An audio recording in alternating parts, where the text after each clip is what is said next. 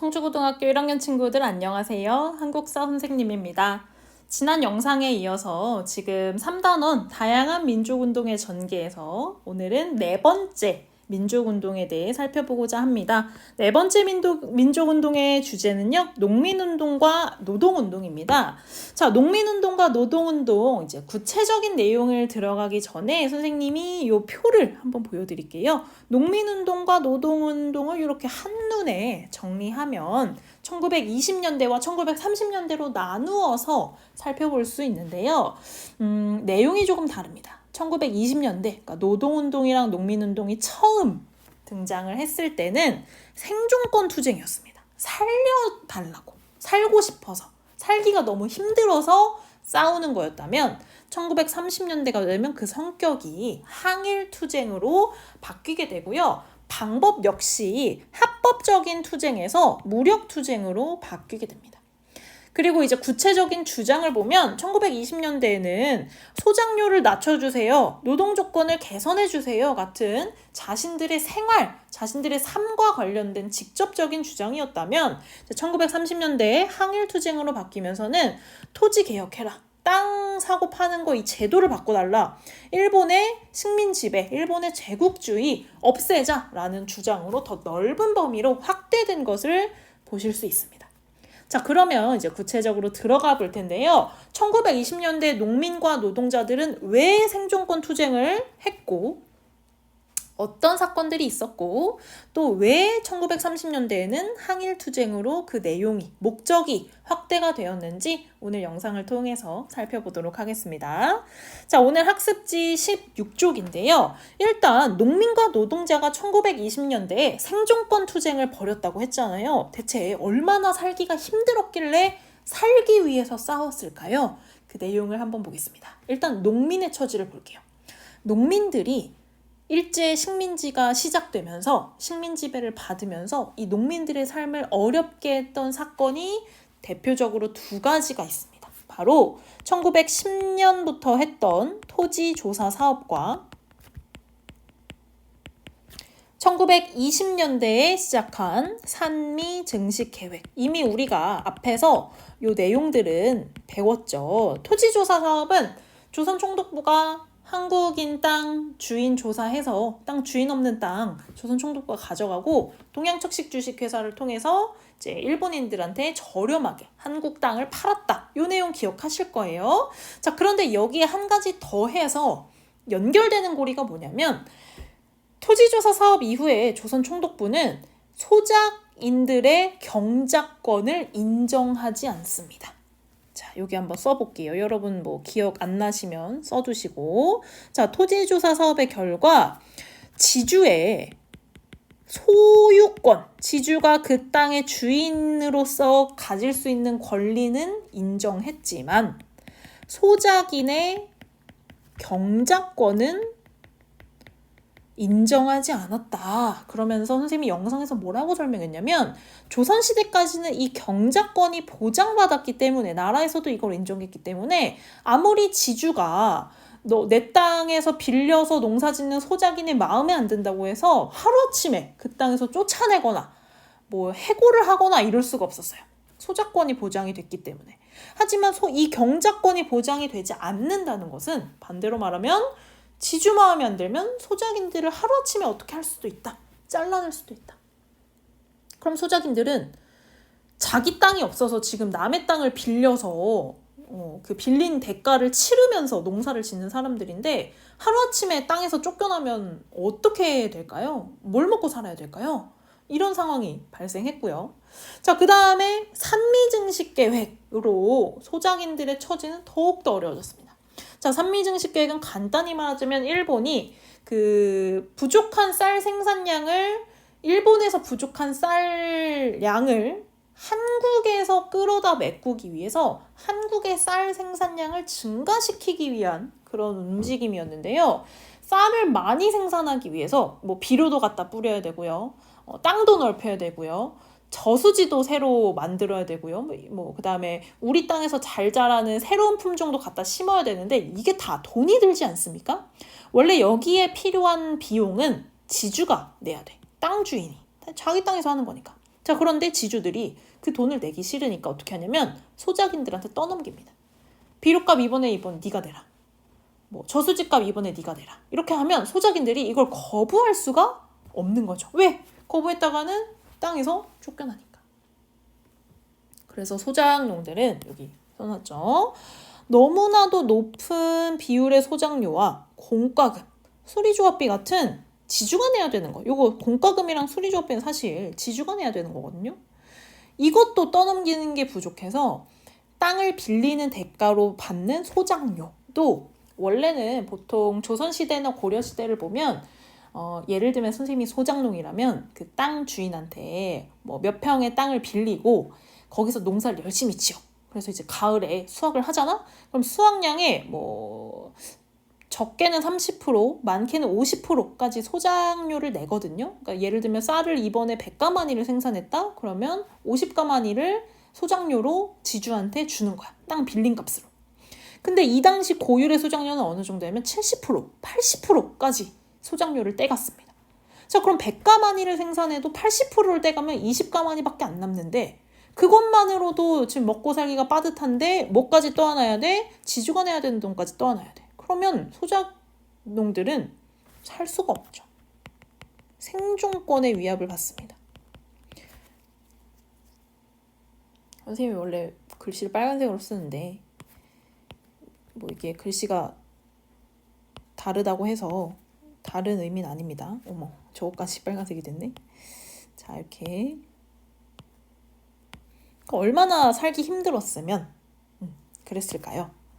자, 그 다음에 두 번째, 노동자의 처지를 한번 볼게요. 노동자들은 이렇게 자기 땅이 없어서 농사 짓기 힘든 사람들이 이제 공장으로 흘러 들어가게 됩니다. 땅이 없으니까 공장에라도 취직을 하자. 근데 공장에 취직하겠다는 사람들이 너무나 많다 보니까 이 사람들에게 주는 월급이 어떻게 될까요? 점점 줄어듭니다. 왜냐면 그 기업에서 월급을 옛날에는 100만 원, 한 명당 100만 원씩 주기로 했는데 이 자리에 너도 나도 오고 싶어 하는 거야. 자리는 하나인데 여기에 오겠다는 사람은 100명이야. 그러면 내가 월급을 깎아도 여기에 오겠다는 사람들은 넘쳐나. 그러니까 임금을 줄여도 되는 상황이죠. 임금이 낮아지고요. 작업 환경은 좋지 않습니다. 뭐 제대로 된 쉬는 시간, 휴게 공간 이런 걸 보장받지도 못하고요. 뭐 아파도 쉴 수 없고요. 아파서 다음날 안 나면 그냥 잘리고. 뭐 초과 근무한다고 해서 야근 수당 챙겨주고 이런 건 당연히 없겠죠. 그다음에 장시간 노동에 시달립니다. 거기다가 일본인 작업 감독이 그 공장에서 일하는 노동자 중에 일본인 노동자도 있고 한국인 노동자도 있는데요. 한국인들을 차별했습니다. 왜? 그냥 한국인이니까. 민족 차별적인 학대 행위가 굉장히 많았다는 거죠. 내가 단지 한국인이라는 이유 때문에 월급도 적게 받고 일본인 작업 감독한테 심한 모욕, 욕설이나 구타 같은 그런 학대를 받아야 되는, 폭력에 시달려야 되는 그런 환경이었습니다. 자, 이 자료를 한번 볼게요. 일제강점기 한일 노동자의 노동시간을 비교해서 정리한 표인데요. 위에가 일본인 노동자의 노동시간, 밑에가 한국인 노동자의 노동시간입니다. 자, 일단 표에서만 봐도 제일 눈에 띄는 게 뭐냐면 한국인 노동자의 절반 가까운 사람들은 12시간 일을 하는 사람입니다. 12시간 이상 일하는 사람. 최소 12시간이라는 거죠. 자, 그런데 그 비율이 일본에 가면 일본인은 0.3%밖에 안 돼.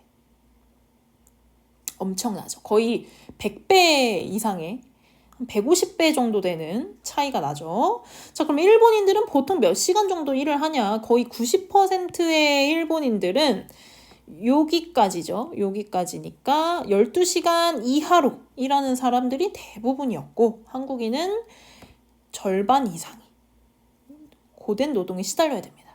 자, 그럼 우리가 합리적으로 생각해봐. 일을 더 많이 하면 월급을 어떻게 해야 되죠? 더 많이 받아야 되는 게 맞잖아요? 그런데 교과서를 보시면 한일 노동자의 월급을 비교해 보시면 뭐 1929년이랑 1933년 이렇게 비교를 해볼 수 있는데 29년보다 33년에 전체적으로 줄어들었습니다. 자, 그럼에도 한국인은 여전히 일본인의 절반도 못 받고 있죠. 이때도 절반도 못 받고 있습니다. 남성들만 비교했을 때. 그러니까 한마디로 말하자면 한국인 노동자들은 일본인 노동자에 비해 더 오래 일하고 돈은 덜 받는, 말도 안 되지 않습니까? 자, 근데 이 소작농이나 노동자 같은 경우는요, 지주나 자본가에 비하면 너무나도 힘이 없는 사람들이에요. 그래서 이들이 자신들의 권리, 자신들의 생존권을 지켜내기 위해서는 힘을 모을 수밖에 없습니다. 혼자서 싸울 수는 없어요. 그래서 농민조합이나 노동조합을 결성을 하는데요. 이 농민조합과 노동조합에서는 이 소작쟁이와 노동쟁이를 통해서 소작인 그리고 노동자의 권리를 보장받고자 했습니다. 소작쟁이와 노동쟁이에 대한 설명은 선생님이 오른쪽에 써놨는데요. 쉽게 말하면 지주와 소작인 간의 분쟁, 소작인이 자신의 요구 조건을 들어달라고 하면서 뭐 파업을 한다거나 시위를 한다거나 이런 게 소작쟁이 또는 노동쟁이라고 볼 수 있겠죠. 자, 이 소작쟁이가 1920년대에 굉장히 많이 증가했는데요. 왜 그랬냐? 사회주의 운동의 영향을 받습니다. 노동쟁이 역시 마찬가지입니다. 사회주의 사상에 영향을 받았는데요. 선생님이 맨 영상 3단원 가장 첫 번째 영상에서 아마 사회주의 운동에 대해서 아주 간단하게 설명을 했던 것 같아요. 사회주의 체제 또는 공산주의 체제에서는 농민이나 노동자가 지주나 자본가를 몰아내고 혁명을 통해서 이들이 가지고 있는 생산수단을, 이들이 가지고 있었다는 건 사유재산이었다는 거잖아요. 이거를 공유하자. 모든 노동자와 농민이 다 같이 나눠 가지자. 그래서 경제적인 평등, 그리고 계급적인 평등을 이뤄내고자 하는 게 사회주의 사상이라고 했습니다. 이 사상이 소련이 성립이 되면서 우리나라에까지 전파가 되거든요. 이 얘기를 들은 농민과 노동자들이 무슨 생각을 했어? 아, 우리가 힘을 합쳐서 저렇게 해야 되는구나. 지주와 자본가한테 우리가 맞서야 되는구나. 그러면 저런 세상을 만들 수 있구나. 우리도 소련처럼 될 수 있구나. 그때는 이제 그런 희망이 있었던 거죠. 그러면서 여기에 영향을 받아서 이들이 주장했던 것은 소작료를 줄여달라. 80%는 너무 많지 않냐. 지세나 공과금 같은 지주가 내야 되는 거 소작인한테 떠넘기지 말라. 그 다음에 소작권을 지주가 임의로 줬다 뺐다 하지 말라. 하루아침에 해고하지 말라. 이런 것을 요구하게 됩니다. 자, 1920년대에 일어난 대표적인 소작쟁이는요. 암태도 소작쟁이입니다.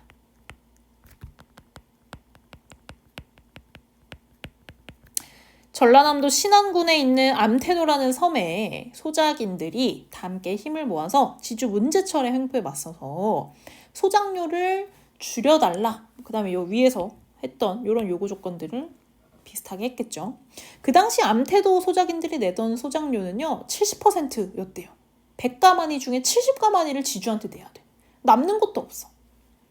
그래서 거의 1년 가까운 투쟁 끝에 자신들의 요구를 대부분 관철시킨 굉장히 큰 승리를 얻어내게 됩니다. 자, 이런 소식을 다른 지역에서 듣고 무슨 생각을 했을까요? 그래, 우리도 힘을 합칩시다. 그래, 우리도 지주한테 우리의 요구를 당당하게 내세웁시다. 이런 움직임들이 점차 퍼지게 되었겠죠. 자, 그 다음에 노동쟁이 역시 마찬가지입니다. 사회주의 운동의 영향을 받아서 확산이 되었고요. 노동자들의 주장은 임금 올려달라, 노동시간 단축해달라, 비인간적인 대우하지 말라, 작업 환경 개선해달라 라고 하는 너무도 당연한, 너무도 기본적인 요구를 하게 됩니다. 자, 이 시기에 일어났던 대표적인 노동쟁이는요. 1929년에 원산 총파업인데요. 이 원산 총파업과 관련된 내용이 여러분 교과서에도 이렇게 실려 있습니다. 당시 원산에 있는 한 석유 회사에 이제 일본인 감독이 한국인 노동자를 때리면서 이것이 이제 한국인들이 참다가 이게 터져 나온 거죠. 그러면서 그 한국인을 때린 감독 해고하고 근무 조건 개선해달라, 월급 올려달라, 우리 때리지 말라 하면서 요구를 했는데 회사가 그것을 들어주기는커녕 오히려 경찰한테 신고를 해서 이들을 탄압합니다. 그러자 원산 노동자들은 총파업을 하게 됩니다. 이제 공장이 올스톱 된 거죠. 자, 그러면서 이제 여기에 이제 그 공장 주인들과 노동자들이 서로 뭐 군대, 경찰, 깡패까지 섞여서 거의 뭐 1년 가까이, 4개월에 가까이 투쟁을 하게 됩니다. 자, 그런데 노동자들은요, 한 달에 한 번씩 월급날만 기다리면서 사는 사람들이란 말이에요. 4개월 동안 일을 안 했다는 건요, 4개월 동안 월급이 안 나왔다는 거죠. 정말 얼마나 두렵고 막막했을까요? 그런데 이들에게 전국 각지에서 성금과 식량을 보내줍니다. 노동자들이. 우리도 너희 마음 안다. 우리도 너희를 응원한다. 너희가 성공해서 우리도 너희의 뒤를 따라가게 해달라. 일본의 부두 노동자, 일본 노동자들도 여기에 응원을 보냅니다. 중국, 소련, 프랑스의 노동자도 응원의 편지를 보냅니다. 그러면서 4개월간 투쟁을 지속하면서 노동자의 단결이 얼마나 중요한 것인지 보여줬던 사건이죠.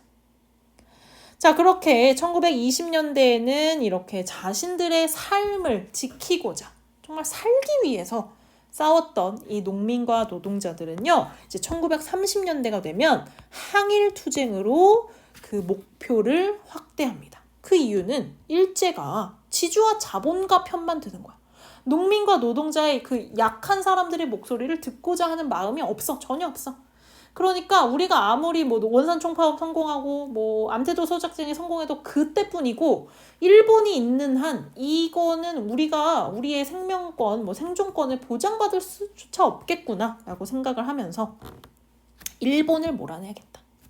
그래서 계급 해방을 추구하는 혁명운동, 사회주의 혁명운동뿐만 아니라 이제 일본에 저항하는 항일 투쟁으로까지 발전을 하면서 독립운동을 함께 할 수 있게 된 것이죠.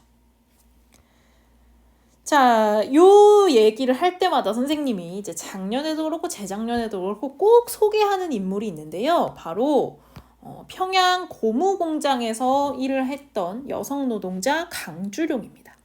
아시는 분들도 계실 거예요. 강주룡이 여기 이제 신문 기사에 실린 사진인데요. 실제 신문 기사 사진인데 지금 어떤 기와지붕 위에 사람이 올라가 있죠. 이 사람이 바로 강주룡입니다. 이 노동자는요, 여성 노동자는요, 평양 평원 고무공장에 다니면서 정말 하루에도 수천 켤레씩 고무신을 생산을 했어야 됐어요. 그런데 그들이 받는 임금, 월급은요, 자기는 매일매일 수천 켤레씩 만들지만 자기가 받는 월급으로는 고무신 하나 제대로 사서 신을 수 없는 아주 말도 안 되는 정말 쥐꼬리 같은 월급을 받게 됩니다. 자, 그러다가 회사가 이제 자기네 사정이 어렵다고 하면서 노동자들의 임금을 17%를 깎아야겠다라고 발표를 하게 된 거죠. 아니, 지금도 이 월급 가지고 먹고 살기 힘든데 여기서 더 깎는다고요? 하면서 그 회사의 결정에 반발해서 총파업을 진행합니다. 자, 그러자 회사는 경찰을 불러다가 이들을 탄압을 해요. 자, 그러면서 강주룡은 정말 절망을 느꼈겠죠. 아무도 우리의 목소리를 들어주지 않는 거야. 아무도 우리에게 관심이 없고 아무도 우리를 도와주려고 하지 않는구나 라고 하면서 이 사실을 널리 알리기 위해서 평양의 을밀대라는 건물의 지붕으로 올라가는데 무려 12m나 됩니다. 줄을 걸어가지고 그 줄을 타고 올라가요. 그래서 거기서 이제 시위를 하는 거죠. 우리의 요구 조건을 들어줄 때까지는 난 여기서 내려오지 않겠다. 결국 강주룡은요, 이제 본인 발로 내려오진 않고요, 경찰에 의해서 끌려서 내려오게 됩니다. 그러면서 이제 이게 불법 투쟁이다라고 하면서 이제 경찰서에 수감이 되고, 거기서도 단식 투쟁을 전개하시다가 이제 뭐 얼마 뒤에 풀려나시긴 했지만 몸이 너무 상하는 탓에 굉장히 젊은 나이에 세상을 등지게 됩니다. 자, 이 강주룡의 삶을 소설로 그린 책이 있는데요. 바로 채곡녀 강주룡이라는 소설입니다. 선생님이 이 책은 정말 추천해주고 싶은데요. 강주룡이라는 인물을 선생님도 사실 여러분 나이 때 교과서를 통해서만 잠깐 이런 사람이 있었다라고 하고 잊고 살다가 이 책을 만나면서 강주룡이 어떤 삶을 살아왔고 그 당시 노동자들이 어떤 환경이었고 무엇을 위해서 그렇게 자신의 목숨을 걸고 싸울 수 있었는지 소설이기 때문에 더 쉽게 더 이해가 되는 그런 것이 있습니다. 그래서 딱딱한 역사책이 어려운 친구들은 이 소설책을 통해서 읽으면 좀 더 재미있고 좀 더 마음에 깊이 감동이 있을 것 같아요. 이 책을 꼭 추천해주고 싶네요. 자, 오늘 영상은 여기까지 하고요. 이제 다음 영상에서는 그 민족운동의 마지막 부분인 것 같아요. 학생 항일운동을 통해서 만나보도록 하겠습니다. 여러분 고생 많으셨어요.